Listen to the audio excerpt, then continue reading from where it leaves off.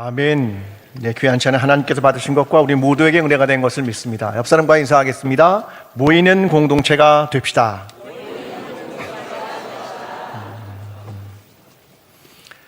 네, 여러분 기도해 주신 덕분에 우리 다음 세대인 다음 세대의 다니엘 선교학교가 잘 마치고 돌아왔습니다. 여러분 기도해 주셔서 너무나 감사합니다. 아까도 지나가다가 몇 명의 갔다 온 아이들을 만났는데요. 좋았어? 그러니까 어떻게 하는 줄 아십니까? 끝났습니다, 그냥. 네. 26명이 다녀왔는데요. 20명이 내년에 다시 가는 것으로 예약했습니다. 아이들이 너무나, 이런 너무나 아이들의 안에 있는 너무나 행복하고 하나님의 선교, 하나님의 살아계심을 경험하는 시간이어서 저희가 오늘 정리가 안 돼가지고 다음 주에 발표한다고 합니다. 네, 너무 큰 은혜를 경험해서 여러분 너무 기도해 주셔서 감사드리고요. 우리 다음 세대가 선교를 경험한 교회로서 우리 다음 세대를 선교하는 사람들로 키우게 되는 저와 여러분 광주제일교회 공동체가 되기를 간절히 기도합니다. 자, 오늘은 이제 공동체의 이름을 따라서 하는 두 번째 시간인데요. 네, 바울의 이야기를 나누고자 합니다. 바울. 첫 번째는 70세 이상을 아브라함 공동체라고 부르고, 두 번째 60대 이상을 바울 공동체라고 우리가 부르기로 했습니다. 자, 나는 바울 공동체입니다. 나는 60대입니다. 한번 손 들어보시겠습니까? 네, 내리십시오. 네. 이분들이 오늘 또 집중적으로 들으면 좋을 것 같습니다. 네, 그래서 바울 확장되는 신앙이라는 제목으로 오늘 바울의 이야기를 통해서 우리의 신앙은 어떠해야 하는가에 대한 이야기를 여러분과 함께 나누어 보겠습니다. 1990년대에 이탈리아의 모데나라는 지역에 엄청나게 큰 지진이 일어났습니다. 지역 경제가 큰 타격을 입었습니다. 근데 그 지역은 치즈를 생산하는 곳인데 파마산 치즈, 여러분이 아는 그 파마산 치즈입니다. 그걸 생산하는 주산지입니다. 근데 지진으로 이 치즈가 다 깨져버린 겁니다. 여러분, 원래 치즈는 어떻게 생겼습니까? 동그랗고 커다란 덩어리로 생기지 않았습니까? 근데 지진으로 이게 깨져버린 겁니다. 약 36만 개의 치즈가 깨진 겁니다. 원래 파마산 치즈는 굉장히 고급 치즈입니다. 그래서 고급 레스토랑에 유통되는데요. 1년 이상을 숙성해야 하고 10년 이상 되어야 제 맛을 발휘하는데, 그 10년 이상 된 수많은 치즈들 36만 개가 깨져버린 겁니다. 어떻게 회복할 수 있을까? 그때 한 요리사였던 마시모 보투라라는 사람이 이 파마산 치즈의 활용 방법을 생각하게 됩니다. 그래서 그는 이 부서진 치즈를 통해서 리조또라는 요리를 만들어내게 됩니다. 이게 성공을 하죠. 그래서 균열이 생기고 부서진 치즈 36만 개가 없어서 못 팔 정도로 팔리게 됩니다. 소수의 특별한 사람들만 먹었던 게 해외에 있는 모든 사람들에게 유통되기 시작했습니다. 여러분도 파마산 치즈를 드십니까? 언제 드십니까? 언제 드십니까? 피자 먹을 때 가루를 뿌려서 먹죠? 원래 그런 치즈가 아닙니다. 엄청 고급스러운 치즈거든요. 근데 깨졌기 때문에 그걸 가루로 만들어서 오늘 누구나 먹을 수 있는 치즈로 변하게 된 것입니다. 저는 오늘 바울을 생각하면서 이 이야기를 생각했습니다. 바울 한 사람이 하나님 앞에 깨졌을 때, 그가 가지고 있던 신념과 그가 가지고 있던 유대교의 믿음이 깨졌을 때, 그는 온 세계 가운데 복음을 전하는 선교사로서의 사명을 감당하기 시작했다. 유대인들만이 가졌던 복음이라고 생각했던 것을 온 세계의 사람들에게 전파하기 시작했다.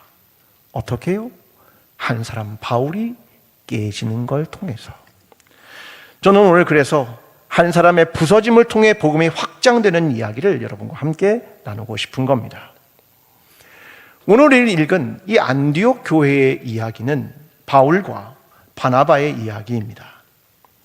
성령님은 어느 날 바울과 바나바를 따로 세우라고 말씀하시고 그 두 사람을 선교사로 파송하라고 말씀하신다는 내용입니다.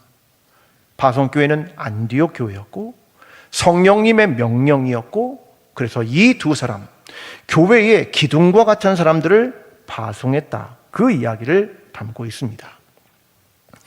2세기의 바울과 테크라의 행적이라는 외경에 보면 바울의 외모를 묘사하는 구절이 하나 등장합니다. 한번 상상해 보십시오. 바울이 어떻게 생겼을지.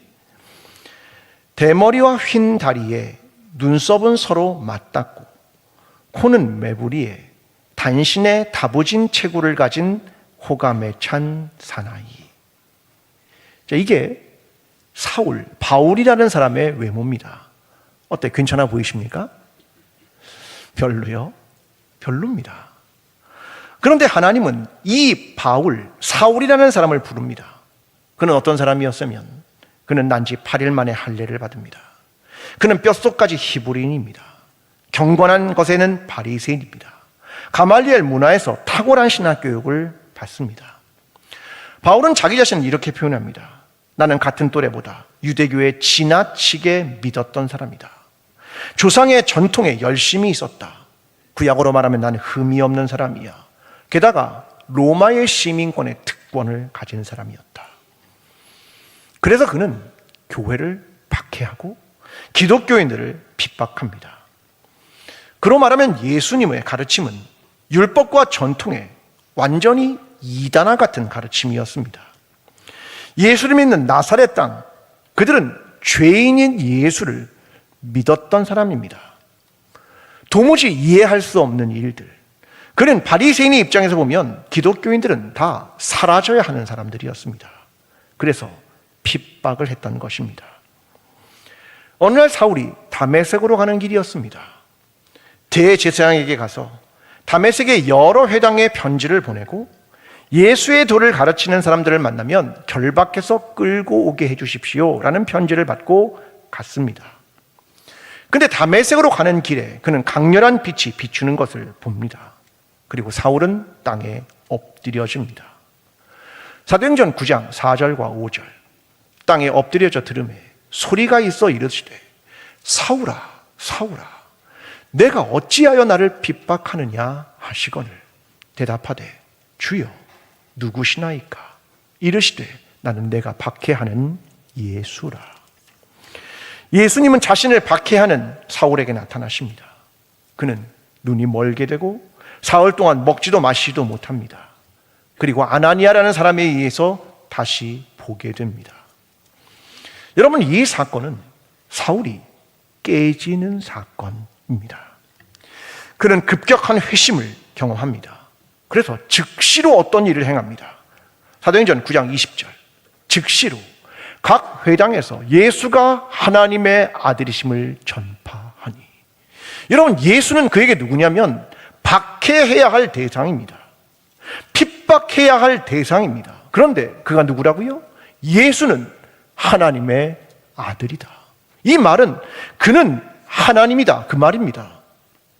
아니, 금방이라도 죽일 것 같았던 사람, 십자가에 죽은 사람, 십자가에 달린 자는 하나님께 저주를 받은 자니라, 이걸 믿었던 사람이 갑자기 예수는 하나님의 아들입니다, 이걸 전파합니다. 전환, 변화, 회심. 그래서 일이 뒤집힙니다. 사도행전 9장 22절. 여러 날이 지나며 유대인들이 사울을 죽이기를 공모하더니. 사울이 기독교인을 죽이려고 했는데 이 일을 통해서 유대인들이 사울을 죽이고자 공모했다. 이런 일이 생깁니다. 여러분, 사울이 바울로 변하는데 일시적인 깨어짐이라고 생각합니까? 일회적인 깨어짐이라고 생각합니까? 아닙니다. 사울은 엄청난 일들을 경험합니다. 고린도서 11장 23절. 옥에 갇히기도 더 많이 하고 매도 수없이 맞고 여러 번 죽을 뻔하였으니. 26절. 여러 번 여행하면서 강의 위험과 강도의 위험과 동족의 위험과 이방인의 위험과 시내의 위험과 광야의 위험과 바다의 위험과 거짓 형제 중의 위험을 당하고. 그는 끝없이 깨지고 부서지고, 그는 율법주의자였던 그는 누군가를 가르치고 핍박했지만 이제는 자기 자신이 깨어지고 부서지고 변화하는 걸 경험합니다. 그래서 그는 이렇게 고백합니다. 죄인 중에 내가 괴순이라. 그는 순식간에 변화를 경험합니다. 그리고 계속해서 경험합니다. 여러분, 바울이 늘 선교를 성공적으로 했다고 생각하십니까? 천만의 말씀이요. 사도행전을 다시 읽어야 됩니다. 그는 비시디아 안디옥에 가서 선교합니다. 거기서 쫓겨납니다. 이고니온에서는 도망갑니다. 아덴에서는 몇 사람 믿었습니다. 우리는 성경에 나오는 수많은 교회의 이름을 알고 있습니다. 그 교회 대단한 교회인 것처럼 보입니까? 다시 봐야 됩니다. 그 교회들은 대부분 30명에서 40명 정도 모이는 작은 교회입니다. 여러분, 끝없이 이 사울의 삶은 실패처럼 보이는 깨어지는 시간들이 얼마나 많았는지 모릅니다. 우리의 삶은 어떠합니까? 내가 옳다고 믿었던 것들, 자기 신념과 믿음들이 있습니다. 그런데 그것이 깨어지는 순간이 있지요. 사실 우리는 나이가 들면 들수록 변화하기 싫습니다. 깨어지는 것도 싫죠. 그런데 기독교는 십자가의 신앙입니다. 기독교는 그래야 다시 부활하는 거 있는 겁니다.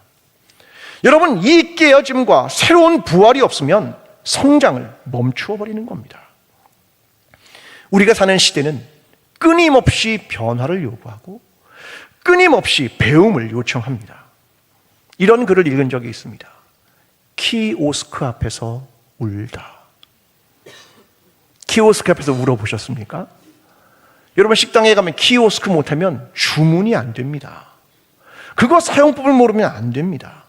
어디 물건 사러 가면요, 앱을 깔아야 통신사 할인을 받을 수 있습니다. 안 그러면 20% 30% 비싸게 살 수밖에 없다. 시간이 지났는데 계속해서 생존을 위해서 배우고 변화하는 것, 이게 우리의 살아가는 삶 아닙니까? 그런데 신앙은 30년 전 걸 그냥 씁니다. 1980년대의 체험적 신앙을, 1900년대 후반의 종말론적 신앙을, 부흥회 때 배웠던 예수 믿고 천국 가는 신앙, 그게 전부인 줄 압니다. 마치 달란트를 땅에 묻어놓은 사람과 무엇이 다릅니까? 예수 그리스도가 그렇게 단순합니까? 예수 그리스도가 얼마나 풍요롭습니까? 우리가 알고 있는 성경의 진리 그렇게 단순합니까? 아니요. 얼마나 풍요롭고 얼마나 아름답습니까? 그런데 우리는 성경을 깊이 묵상하지 않습니다. 공부하지도 않습니다. 하나님을 알려 하지도 않습니다. 기도하고 사귐의 시간도 없습니다. 그러다 보니 하나님의 상은 내 안에서 고정됩니다. 마치 무생물처럼 하나님이 멈추어 버립니다. 내 안의 신앙도 멈추어 버립니다. 생각해보면 우리의 신앙은 계속되는 변화의 과정을 거치게 되어 있습니다. 사람들은 나이가 들면 생의 주기라는 걸 갖고 그 시대마다의 과정을 가는 겁니다. 연령이 점점 올라가면 달라집니다. 젊을 때는 취업과 결혼의 문제에 관심이 많죠. 결혼하고는 자녀 교육에 관심이 많아집니다. 자녀가 떠나면 부부 둘만 남습니다. 중년의 위기, 은퇴를 통한 생의 의미, 노년이 되면 외로움이 깊어지고 인생의 마지막에 무엇을 남길 것인가, 이런 걸 고뇌하게 되는 겁니다. 연령이 달라지고 시절이 다르지면 과제도 달라지고 그걸 해결하게 되고, 그러면서 내 자신이, 과거의 내 자신이 깨지고 변화되고 여기까지 온 겁니다. 그게 우리의 인생 아닙니까? 그런데 우리의 신앙은 도무지 깨지려 하지 않습니다. 하나님의 말씀 앞에 고뇌하지 않습니다. 부딪히고 변화되고 이것이 없으면 성숙해지지 않는 겁니다. 사랑하는 성도 여러분, 우리가 가진 신앙은 십자가의 신앙입니다. 내가 죽어야 하는 신앙이고, 거기서 깨져야 하는 신앙이고, 그래야 새롭게 부활하는 신앙 아니겠습니까? 그때 하나님께서 원하시는 일들이 일어나는 겁니다.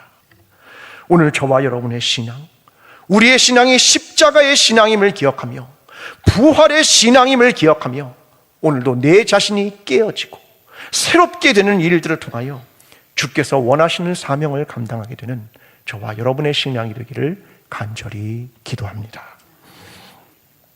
사도행전 13장 1절 이렇게 이야기합니다. 안디옥 교회에 선지자들과 교사들이 있으니 곧 바나바와 니게르라는 시므온과 구레네 사람 루기오와 분봉왕 헤롯의 젖돈생 마나엔과 및 사울이라. 여러분, 예루살렘 교회가 유대인의 교회였다면 안디옥 교회는 이방의 교회입니다. 선교를 중심으로 하고 있는 이방의 교회는 안디옥 교회입니다. 그런데 1절에서 영적인 리더들을 보여주고 있습니다. 바나바, 예루살렘 교회로부터 파송된 유대인이죠. 이방인 교회로 말입니다. 니게르라는 시므온, 니게르라는 말은 영어로 말하면 니그로입니다. 우리가 흑인들을 말할 때 부정적인 용어로 사용하는 바로 그 니그로입니다. 검다, 그런 말이거든요. 그는 아프리카 사람입니다. 아프리카 북부에 있는 사람이라고 생각합니다. 구레네 사람 루기오. 구레네는 어디냐면 아프리카 리비의 수도인 트리폴리 사람이라는 겁니다. 그도 역시 아프리카 사람입니다. 마나엔, 헤롯 안디바의 젖동생, 왕궁 출신의 유대 귀족입니다. 사울, 유대인입니다. 신앙의 연조가 그리 깊지 않은 한 사람. 지금 안디옥 교회의 리더들을 말합니다. 그들은 다양했다. 안디옥 교회는 다양성을 받아들이는 교회, 다양한 사람들이 하나 되는 공동체였다는 겁니다. 그런데 그들이 회중입니까? 아니요, 리더입니다. 그들은 그 교회의 리더입니다. 리더가 다양했다, 그 말이죠. 교회는 다양한 사람들이 모이는 곳입니다. 국가, 인종, 남녀, 연령, 직업, 신앙 경험. 1절에 나오는 사람은 새 신자가 아닙니다. 안디옥 교회의 선지자들과 교사들이 있으니 이들이 영적인 리더였다, 그런 말입니다. 그런데 그 리더 안에 다양성이 있었다. 안디옥 교회가 보여주는 건 넓은 신앙, 다양성을 포용하는 신앙, 다양성을 존중하는 신앙, 확장된 신앙, 이걸 보여주는 겁니다. 한국 교회와 우리 교회는 어떻습니까? 영적인 리더가 다양합니까? 남자와 여자가 골고루 있습니까? 연령대는 다양합니까? 피부색과 민족은 어떻습니까? 사회적으로 보면 저소득층이나 차상위 계층은 있습니까? 교회는 그 리더들을, 다양한 리더를 갖지 못하면 수용성이 적은 겁니다. 포용하는 그릇이 작은 거죠. 왜요? 서로의 다름과 새로움을 받아들이기 어렵다, 그런 말입니다. 사람의 본성은 끝없이 동질성이라는 걸 찾습니다. 나와 비슷한 사람들, 자기와 비슷한 경제적 수준, 생각이 비슷한 사람들, 비슷한 직업군. 다양성, 그것을 갖지 못하면 결코 풍요로울 수 없는 겁니다. 여러분, 전 세계의 나무가 다 소나무라고 생각해 보십시오. 좋으시겠습니까? 세상의 모든 사람들이 나와 똑같다고 생각해 보십시오. 징그럽지 않겠습니까? 세상의 모든 건물이 다 똑같다고 생각해 보십시오. 이상하지 않겠습니까? 침팬지 박사로 유명한 제인 구달이라는 사람이 생물의 다양성을 대해서 이렇게 말합니다. 생명의 그물망이다. 생물은 다양하다.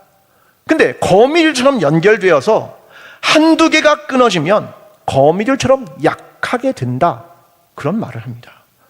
그래서 생명의 그물망이라는 말을 사용합니다. 하나가 끊어져도 어렵다, 그런 말입니다. 예를 들면 이런 거죠. 호주의 그레이트 베리어 리프라는 곳이 있습니다. 이게 산호초가 전 세계에서 가장 크게 분포하고 있는 곳입니다. 근데 여기가 1990년대부터 백화 현상이 나타나기 시작했습니다. 자, 원래 산호초는 저렇게 다양합니다. 살아있는 생물이죠. 근데 저게 점점 굳고 색깔이 하얗게 변하는 겁니다. 이걸 백화 현상, 이렇게 말합니다. 죽어가는 겁니다. 산호 하나가 죽는 게 뭐 그리 되수냐라고 생각하겠지만 천만의 말씀. 산호초 하나가 사라지면 해양 생물들의 서식지가 사라지는 겁니다. 산호초는 바다에서 일어나는 여러 가지 충격, 지진, 파도, 이걸 흡수해주는 역할을 산호초가 하는 겁니다. 지진이 일어나면 육지의 피해가 커지는 겁니다. 산호초 하나가 사라지면 바다에 있는 해수가 그대로 땅에 유입됩니다. 그래서 땅에는 지하수와 해수가, 지하수와 해수가 섞여버립니다. 사람들은 용암 용수를 끌어올리고 싶어도 물이 바닷물과 쉽게 섞여버립니다. 산호초 하나가 사라졌단 말입니다. 여러분, 중요한 건 하나하나가 소중하다, 그런 말입니다. 왜? 모두가 연결되어 있거든요. 모두가 서로를 지탱하고 있기 때문에 그렇습니다. 코로나 시대에 우리가 배운 것 이거 아닙니까? 한 아이가 코로나에 걸렸습니다. 그럼 그 반 친구가 전염이 됩니다. 그 아이가 집에 가면 가족이 옮습니다. 아버지나 어머니가 회사에 가면 회사 직장으로 옮겨갑니다. 우리는 코로나 시대에 끊임없이 본 건 뭐냐면 서로 긴밀하고 복잡하게 연결되어 있다. 하나의 종이 문제가 생기면 전체가 문제가 생긴다라고 하는 것 아니겠습니까? 여러분, 우리의 신앙은 어떻습니까? 혹시 작년에 오신 새 가족 중에 여러분 아시는 분이 있으십니까? 내가 섬기는 부서를 제외하고 타 부서에 섬기는 성도들을 아십니까? 내가 매주 만나는 사람들 이외에 대학 청년들을 알고 계십니까? 젊은 분들은 어르신을 알고 있습니까? 만약 그렇지 않다면 백화현상입니다. 나이가 60대쯤 되면 만나고 싶은 사람과 만나고 싶죠. 내가 편한 사람과 만나고 싶고요. 익숙한 일만 원합니다. 여러분, 교회는 다양성을 수용하는 법을 모르면 죽어가는 겁니다. 저는 이것을 깨뜨리는 것을 60대가 시작하면 좋겠습니다. 바울 공동체가 말입니다. 저는 40대 이하를 디모데 공동체로 생각합니다. 왜요? 젊은 사람들과 어른들이 소통하라는 말입니다. 다양성을 유지해야 한다는 겁니다. 새가족과 연약한 사람들, 나와 다른 사람들을 적극적으로 수용하고 예수 그리스도의 이름 안에서 하나가 된다. 이게 교회 공동체가 건강해지는 겁니다. 사랑하는 성도 여러분, 우리 안에 다양성을 지켜야 하는 것이고, 우리 안에 있는 새로운 사람들을 환대해야 하는 것이고, 나와 다른 사람들을 그리스도의 이름 안에 하나 되게 하는 것, 이것이 주님께서 우리에게 원하시는 교회입니다. 저와 여러분의 신앙이 다양성을 존중하고 그 안에서 그리스도의 이름 안에 하나가 되는 길을 걷게 되는 저와 여러분 광주 제일교회가 되기를 간절히 기도합니다. 사도행전 13장 2절과 3절은 이렇게 이어갑니다. 주를 섬겨 금식할 때에 성령이 이르시되 내가 불러시키는 일을 위하여 바나바와 사울을 따로 세우라 하시니. 성령님의 말씀입니다. 내가 불러시키는 일을 위하여, 선교를 위하여 바나바와 사울을 따로 세우라. 누가 보냅니까? 교회가. 누가 안수합니까? 교회가. 왜 이런 일을 하는 겁니까? 교회의 본질은 뭡니까? 선교입니다. 교회의 본질은 선교입니다. 교회는 유지하기 위해 존재하는 조직이 아닙니다. 교회는 살아있고 선교하는 것이 교회의 본질이다라고 하는 겁니다. 어떤 사람들은 이렇게 말합니다. 나는 보내기만 합니다. 나는 선교의 베이스입니다.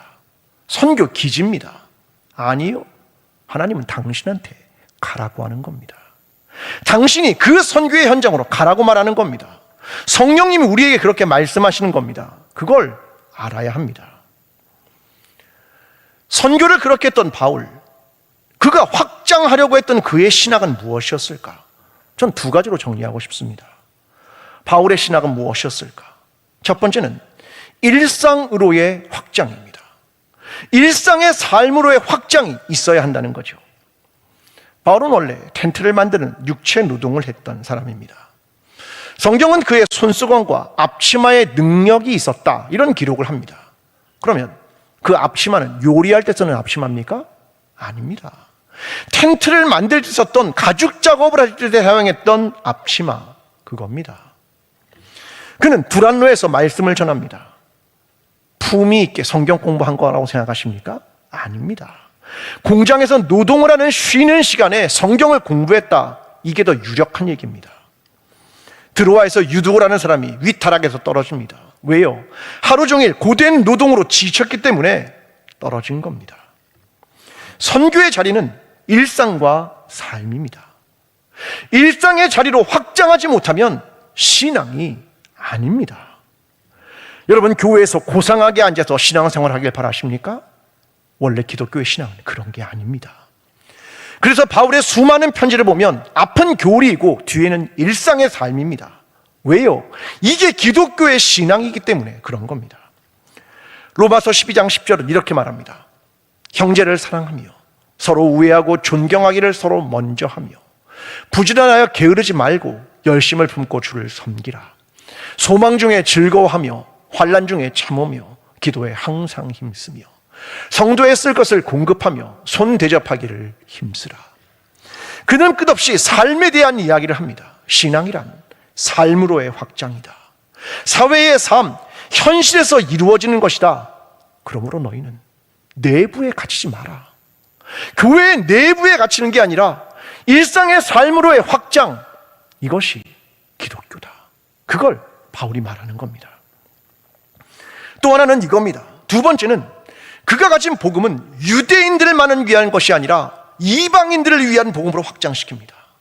온 세상을 위한 그리스도, 예수 그리스도를 온 세상을 위한 예수 그리스도라고 하는 주의 말씀을 그대로 실천하고 있었습니다. 그 당시의 조직들은 이러합니다. 그들은 균일한 사회 계층이 모입니다. 그런데 교회는 아니다. 경제적, 인종적, 사회적 차이를 넘어 교회 공동체가 되어간다. 이걸 말하는 겁니다. 그 당시의 사회는 회비에 의해 운영됩니다. 그러나 교회는 아닙니다. 교회는 자발적 선의와 나눔의 정신으로 유지된다. 이게 공동체다. 그걸 말하는 겁니다. 교회는 누군가가 후원을 해도 특별한 지위를 부여하지 않습니다. 명예로운 호칭도 주지 않습니다. 왜요? 예수 그리스도가 말한 것 때문에 오른손이 하는 일을 왼손이 모르게 하라. 이 정신을 지켜나가는 겁니다. 교회는 지적적 조직이 아닙니다.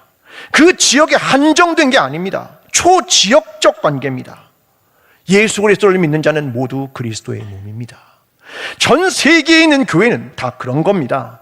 그래서 이방 교회가, 예루살렘 교회가 극심한 가난을 경험할 때 헌금을 보냅니다. 왜요? 모두가 형제 자매이며 모두가 그리스도의 몸이다. 이 의식 때문입니다. 교회는 세상의 질서와 태도와 논리를 넘어서는 복음입니다. 내부와 지역에 갇히지 않고 확장되는 교회입니다. 이게 바울이 말한 선교와 교회입니다. 예수 그리스도를 믿는 모든 이가 구원받기를, 복음을 경험한 사람들은 세상과 전혀 다른 질서와 삶으로 공동체를 이룬다. 이게 바울이 말한 신학입니다. 우리 교회는 광주의 모교회입니다. 선교를 통해 시작한 교회죠. 다른 말로 바꾸면 우리 교회는 선교를 해야 하는 교회다, 그런 말입니다. 예수 그리스도의 복음, 예수 그리스도의 이름을 전해야 하는 것이 우리의 사명이다, 그런 말입니다. 예수 그리스도가 하신 말씀, 세상과는 전혀 다른 질서를 전한다는 겁니다. 너무나 다른 사람들이 모여 하나 되는 공동체, 오직 자유한 자들이 선의와 사랑으로 이어가는 공동체, 한 교회와 한 지역을 넘어서 세계로 나아가는 교회, 모두가 그리스도의 몸임을 고백하는 공동체라는 겁니다. 여러분, 가만히 생각해 보십시오. 저 미국의 남장로교 선교사들이 왜 광주 땅까지 왔습니까? 광주는 읍입니다.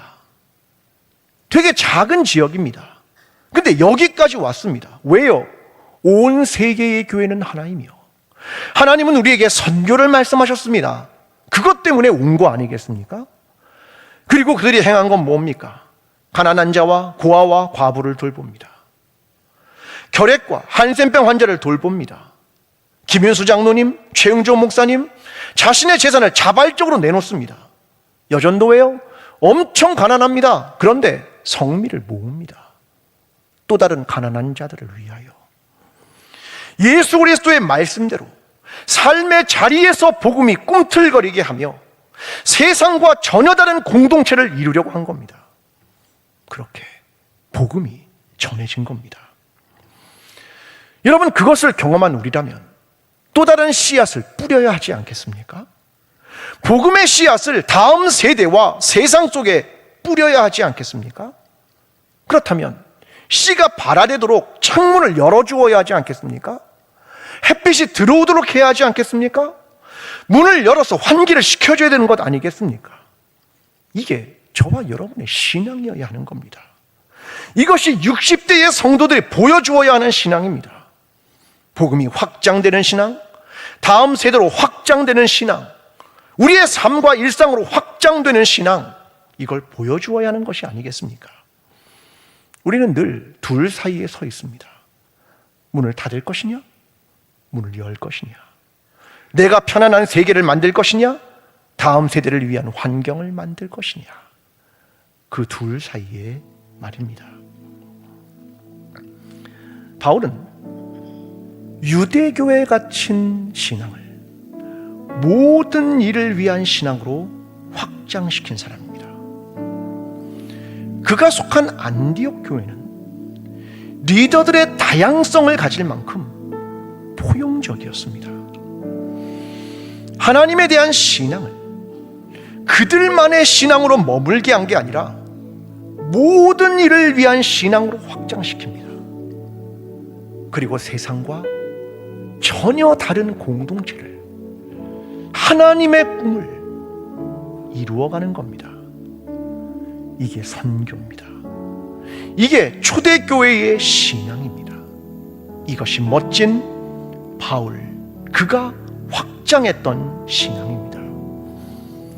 사랑하는 성도 여러분, 선교로부터 시작한 우리 교회가 이제 선교를 해야 합니다. 예수 그리스도의 이름과 그의 복음과 그의 말씀을 전하는 겁니다. 그렇다면 먼저 우리의 일상에 그의 말씀이 작동하며 우리의 교회에 그의 말씀이 이루어짐을 통하여 우리가 살아가는 교회뿐 아니라 지역과 온 세계에 하나님의 살아계심과 예수 그리스도의 이름과 그가 선포했던 말씀이 오늘 우리 가운데 이루어져야 합니다. 주님은 이 모든 일에 우리를 부르십니다. 바울의 확장되는 신앙, 너희도 그 신앙을 가져보지 않겠냐고 우리에게 물으십니다. 저와 여러분, 우리 온 교회와 바울 공동체가 이렇게 확장되는 신앙으로 예수 그리스도의 복음을 전하는 하나님의 사람들, 그리스도의 몸된 교회가 되기를 간절히 축원합니다.